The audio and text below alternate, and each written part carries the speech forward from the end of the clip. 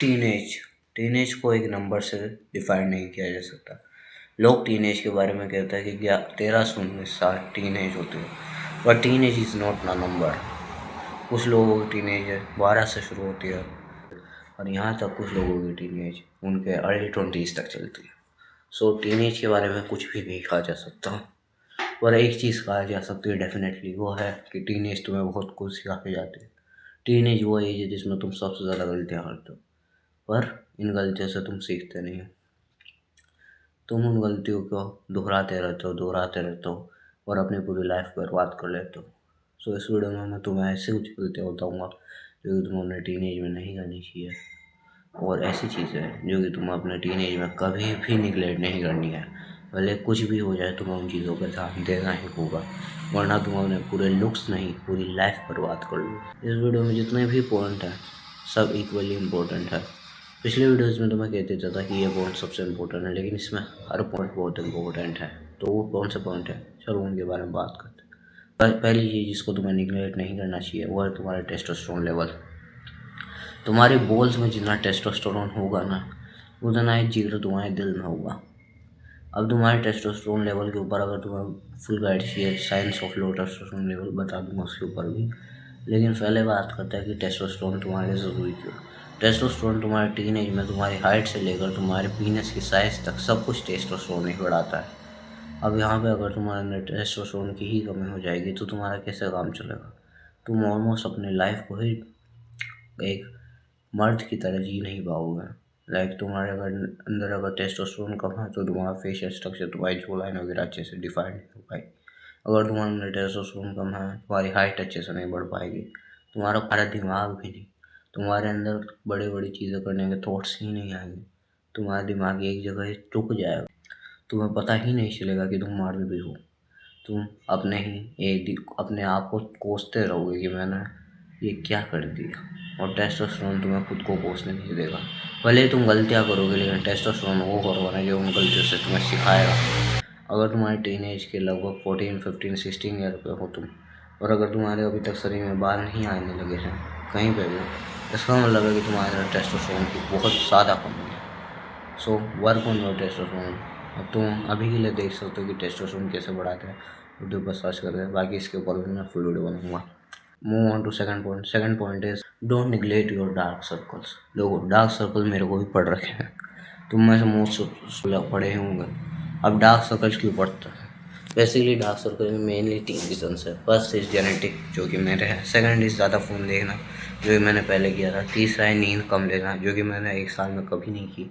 कोई by chance हो गई जबकि मैं को नींद नहीं आई हो, या फिर किसी स्पेशल फंक्शन की वजह से मैं लेट नाइट सोया हूँ। ऐसे बहुत रेयर मोमेंट्स होंगे, अराउंड 1 साल में 3 से 4 ऐसे मोमेंट्स होंगे जहाँ पे मैं लेट सोया हूँ 10 बजे के बाद, वरना मैं 8 से 8:20 के बीच में सो जाता हूँ। सो तुम्हारे जो डार्क सर्कल है वो जेनेटिक पे तो डिपेंड करता है, लेकिन जेनेटिक में तुम्हारे डार्क सर्कल एक हद तक ही होता है। लेकिन तुम्हारे डार्क सर्कल बढ़ते ही जा रहे हैं लिटरली। तुम्हारा डार्क सर्कल रुकने का ही नाम नहीं ले रहा। तुम्हारे डार्क सर्कल इतने काले हो चुके हैं कि तुम्हें लोग पांडा बुलाते हैं। लाइक हमारी क्लास में एक लड़का है जिसे हम पांडा कहते, उसका डार्क सर्कल बहुत ज़्यादा है। अब वो सोता भी नहीं है, उसके जेनेटिक भी है, और वो फ़ोन भी वो दबा के देखता है, फ़ोन वगैरह। तो उस चीज़ से तुम्हारा डार्क सर्कल बन जाता है। अब तुम्हारे डार्क सर्कल को क्योर कैसे करना है, तो इसका सिंपल सा रीज़न है, नॉट होम रेमेडी। हाँ भाई, हमारा एक लड़का मेरे से कह रहा था कि आलू लगाया कर दे डार्क सर्कल में। आलू से कुछ नहीं होता, डायरेक्टली ड्राई क्रीम लगाओ, अमेज़ोन में अच्छी से ड्राई क्रीम खरीदो, या फिर कैफीन सीरम लो, उसको अपनी आँखों के नीचे लगाओ, तुम्हारे डार्क सर्कल कम हो जाए। और तुम्हारे डार्क सर्कल आ रहे हैं ना, ट्रस्ट में तुम्हारे अंदर हेल्थ इश्यूज़ हैं, भले वो स्लीप रिलेटेड हो या कुछ भी हो, तो अपने डार्क सर्कल को निगलेक्ट मत करो। तीसरी चीज़ जो तुम्हें निगलेक्ट नहीं करनी चाहिए वो है, अगर तुम स्टटरिंग करते हो। स्टटर का मतलब क्या होता है? तुम अटक अटक के बोलते हो, तुम्हें अच्छे से बोलना ही नहीं आता, तुम अच्छे से प्रोनाउंस ही नहीं कर पाते वर्ड्स को। तो बहुत बड़ी दिक्कत है, क्योंकि तुम्हें फ्यूचर में बहुत ज़्यादा दिक्कत होगी।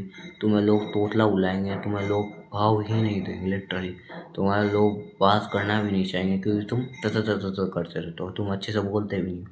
तो तुम्हें अपनी वॉइस के लिए करना क्या है, तुम्हें सिंपली जब भी तुम बोलो तो अच्छे से बोलना है। तुम्हें वोकल कोर्स को की कुछ एक्सरसाइज होती है, जो कि मैंने अपने how to get deep voice वाली वीडियो में बात भी किया, उनको फॉलो कर सकते हो। पर बेटर यही होगा, क्योंकि वो तो डीप वॉइस से रिलेटेड वीडियो है, स्टटरिंग से रिलेटेड नहीं।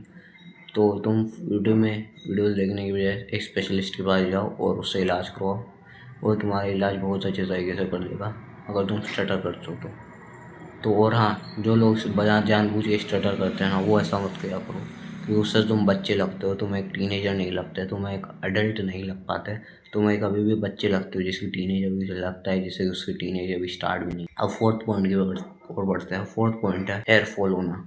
लाइक टीनेज एक ऐसी उम्र में जिससे लगभग 60 to 70% इंडियन बॉयज़ का हेयर फॉल होता ही है। मैं भी उनमें से ही हूँ, मेरा भी हेयर फॉल होता है। अभी देख सकते हो तो मैं लेकिन अभी देख सकते हो ज़्यादा रिसेशन देख सकते हो, अगर दिख रहा हो विजिबल हो। अभी ऐसा नहीं था, मेरे बचपन से हेयरलाइन बहुत अच्छी थी, लेकिन समय के साथ मेरा हेयर फॉल स्टार्ट हो गया और उसको मैंने ठीक नहीं किया। इंस्टेड ऑफ उसको ठीक करने मैं यूट्यूब पर वीडियोज़ देखता रहा, हाँ, कि कैसे कि तुम अपने हेयर फॉल को कैसे मेडिटेशन करके कम कर सकते हो। इवन इनकी चीज़ें वर्क करती है, पर रियल सॉल्यूशंस मेरे को पता नहीं चल पाए थे।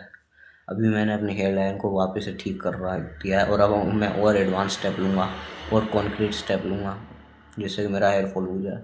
और अगर तुम्हारे टीनेज में हेयर फॉल होता है ना, इसका मतलब है तुम फ्यूचर में गंजे हो ही जाओ। क्यों? क्योंकि टीनेज में हेयर फॉल होने का मतलब है कि तुम्हारी पूरी ब्लड लाइन ही ख़त्म है, तुम्हारा पूरा सिस्टम ही ख़त्म है, तुम्हारे पूरे बाल ही चले जाएंगे अगर तुम्हारा टीनेज में हेयर फॉल होता है। क्योंकि टीनेज ऐसी उम्र है जिसमें तुम्हारा हेयर फॉल अगर स्टार्ट हुआ है तो तुम उसको रोक सकते हो, 30s 40s तक ले जा सकते हो even with bed.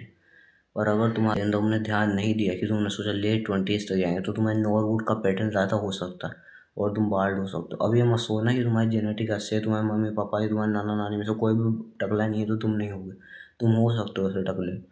Akshay Khanna एक बहुत अच्छा एग्जाम्पल है इस चीज़ के, कि अच्छे जेनेटिक होने के बाद भी तुम टकले हो सकते हो। उनके साथ केस ऐसा हुआ था कि उनके जो जेनेटिक है उसके बारे में हम कुछ नहीं कह सकते।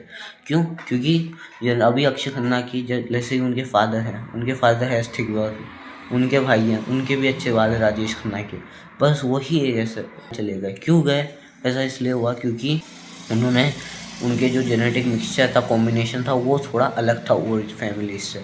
अब ऐसा तुम्हारे साथ भी हो सकता है और इसमें उनकी भी लापरवाही थी। लाइक उनका भी हेयर फॉल टीनेज में ही स्टार्ट हुआ है जैसे मोस्ट ऑफ द टीनेजर्स, और उन्होंने भी मोस्ट ऑफ द टीनेजर्स की तरह उस पर एक्शन नहीं लिया, जिस वजह से उनका जो हेयर फॉल है वो बढ़ता गया और उनका नॉर्वुड 7th आ चुका है और अब वो हेयर ट्रांसप्लांट कराएंगे वो भी वर्क नहीं करेगा उनके ऊपर। क्यों? क्योंकि वो तुम्हें सिर्फ हेयर ट्रांसप्लांट फेक हेयर्स दे सकता है, रियल हेयर नहीं मिल सकते।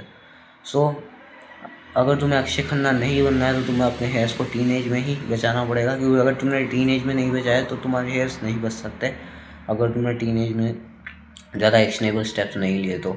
लाइक अभी मैंने जो ट्रीटमेंट किए हैं अभी मैं और मैंने अभी जो ट्रीटमेंट किए हैं उनके बारे में भी मैं वीडियो बनाऊंगा। लेकिन एक चीज़ है, अगर तुम्हें हेयर फॉल हो रहा है तो सीधा डॉक्टर के पास जाओ। यूट्यूब में इतने सर्टिफाइड चीज़ नहीं है, इतनी कॉन्क्रीट चीज़ें नहीं मिलेगी तुम्हें जो कि तुम्हारा हेयर फॉल रोकते। ज़्यादातर तुम्हें मल्टीविटामिन सजेस्ट की जाएगी। मल्टीविटामिन वर्क कर सकती है अगर तुम्हारे ब्लड में कमी है किसी विटामिन, तो ब्लड टेस्ट करा लेना, अगर नहीं है तो डॉक्टर के पास जाओ। सो अब 5th पॉइंट की तरफ बढ़ता है। 5th पॉइंट है टॉक्सिक फ्रेंड से बचो। टॉक्सिक फ्रेंड क्या होता है? जो कि तो एक सा फ्रेंड जो कि तुम जहर भर दे, यानी कि वो ऐसा फ्रेंड जो कि तुमसे तुम्हारा ही मजाक उड़ाता है। और मजाक में भी, फ्रेंडशिप में मजाक चलता है पर वो एक हदें होती है मजाक की, और वो उन हदों को पार कर देता है। उस फ्रेंड को हम टॉक्सिक फ्रेंड की कैटेगरी में डाल सकते हैं।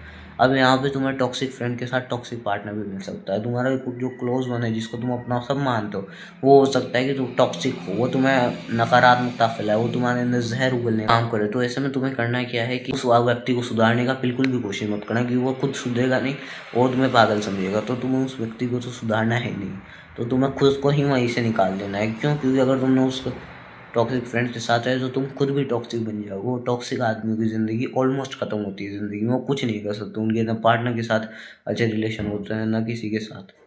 टॉक्सिक फ्रेंड्स ना ही वो अपने, अगर कोई कंपनी में काम भी करता है तो भी वहाँ पे अपनी उनकी लड़ाइयाँ होती ही रहती है, जिससे वो कंपनी से भी निकल जाता है। इस वजह से तुम्हें टॉक्सिक नहीं होना है, तुम्हें एक हम्बल काइंड ऑफ पर्सन बनना है। हम्बल काइंड ऑफ पर्सन का मतलब ये भी नहीं कि तुम सबको हाँ हाँ हाँ करोगे, तुम्हें अपने से मतलब रखना है, लेकिन इतना भी नहीं कि तुम औरों का स्वार्थ, औरों की बेइज्जती करना स्टार्ट करो। तो तुम्हें टॉक्सिक फ्रेंड्स और टॉक्सिक पार्टनर से दूर रखना, क्योंकि अगर तुम टॉक्सिक के साथ होगे तो तुम खुद टॉक्सिक हो जाओगे।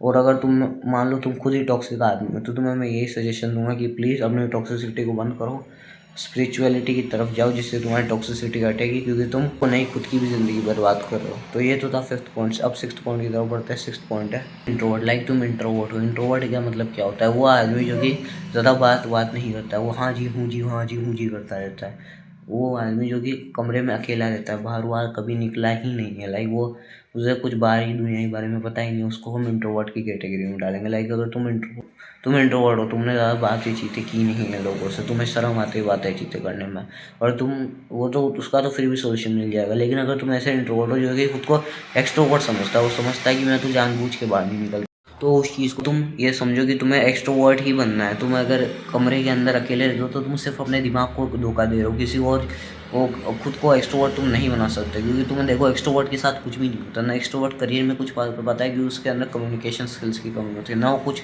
अपनी ज़िंदगी में। तो इस वजह से तुम्हें एक्सट्रोवर्ट नहीं एक्सट्रोवर्ट बनना है। तुम्हें सबसे बातचीतें करनी है, तुम्हारा अच्छे रिलेशन होने चाहिए। हाँ, अगर तुम्हारे फ्रेंड्स की टॉक्सिक है तो तुम्हें ऐसा नहीं करना है। क्योंकि देखो, जो हमारे जो प्रजाति है, मनुष्य प्रजाति, वो फ्रेंड्स के साथ रहने के लिए ही बनी है। अकेले रहने के लिए हम बने ही नहीं, फ्रेंड सर्कल के साथ रहने के लिए बने हैं। और जो ये लोग वो इंस्टाग्राम पे अगर तुमने या फेसबुक में जो स्टेटस चलते हैं लोन वुल्फ के स्टेटस, जिसमें लोग कहते हैं कि भेड़िया अकेला रहता है। देखो, भेड़िया अकेला नहीं रहता है, वो प्रजाति ही अलग है। और जो भेड़िया अकेला रहता है वो बहुत जल्दी मर जाता है। जो भेड़िया, क्योंकि उस पर फिर उससे बड़े जानवर उस पर हमला कर लेते हैं। तो तुम्हें भेड़िया का एग्जाम्पल नहीं बनना है, तुम्हें वो वाला लोन वुल्फ नहीं बनना है। नहीं, तुम्हें वो वाला जो शेर के फ़ोटो में लगा के जो इंस्टाग्राम फेसबुक में वायरल होते हैं ना, अकेलेपन की ताकत, वो भी तुम्हें नहीं करना है। तुम्हें नॉर्मल रहना है, ना कि तुम्हें एक्सट्रोवर्ट तो बनना है तुम्हें, पर एक्सट्रोवर्ट नहीं बनना है। और तुम्हें ऐसा एक्सट्रोवर्ट भी नहीं बनना है जो टॉक्सिक फ्रेंड्स के साथ रहे। 6 पॉइंट। अब 7 पॉइंट की तरफ बढ़ते हैं। Mental health. मेंटल हेल्थ ऐसी चीज़ है जिसमें तुम्हारी भी गलती हो सकती है ख़राब होने की, और तुम्हारे आसपास के इन्वायरमेंट की गलती हो सकती है। इन्वायरमेंट की कैसी गलती होगी? मान लो तुम्हें ऐसे इन्वायरमेंट में रहते हो जहाँ पे तुम्हारे आसपास के लोग टॉक्सिक है, तुम्हारे पेरेंट्स टॉक्सिक है। देखो, फ्रेंड्स को तुम निकाल भी सकते हो ज़िंदगी से, लेकिन अपने पेरेंट्स को कैसे निकालोगे? और अगर तुम्हारे पेरेंट्स टॉक्सिक है तो एक सजेशन मेरा यही रहेगा कि तुम्हें अपने पेरेंट्स के बारे में तुम कुछ कर नहीं सकते, लेकिन तुम ग्रेटफुल जर्नलिंग करो, अपने पेरेंट्स के बारे में कुछ अच्छा लिखो, जिससे कि तुम अपनी लाइफ के बारे में, जिससे कि तुम उनसे कनेक्शन फील कर पाओ। क्योंकि अगर मान लो तुम्हारे पेरेंट्स टॉक्सिक है और तुम्हारी मेंटल हेल्थ भी ख़राब है, तो तुम्हें उनका ज़्यादा इम्पैक्ट पड़ेगा, तुम्हें ट्रॉमा ज़्यादा होगा। और ट्रस्ट में चाइल्डहुड ट्रॉमा पूरी ज़िंदगी तक नहीं जाता। और मान लो तुम्हारी टॉक्सिक है और तुम्हारी मेंटल हेल्थ भी अच्छी, तो तुम्हें उनका ट्रॉमा कम लगेगा और हो सकता है तुम उस ट्रॉमा को भुला दो। इस वजह से तुम्हें मेंटल हेल्थ में काम करना है। ग्रेटफुल जर्नलिंग करी तो तुम्हारे पास है, उसके बाद ऐसी 5 चीज़ें जो तुम्हारे पास हैं उनको लिखो डेली, और वह चीज़ें मिलनी नहीं चाहिए, अलग अलग चीज़ होनी चाहिए। और इसी के साथ तुम्हें मेडिटेशन करना है। मेडिटेशन कैसे करते हैं? 4 सेकंड सांस अंदर, 4 सेकंड रोको और 4 सेकंड निकालो, वही होता है मेडिटेशन। इसको तुम्हें डेली सुबह शाम करना है। अब तुम प्रोग्रेसिवली करो, 2 मिनट से स्टार्ट करके 15-20 मिनट तक ले जाओ, ऐसे तुम्हें मेडिटेशन करना है। सो ये था इस वीडियो में। Thanks for watching.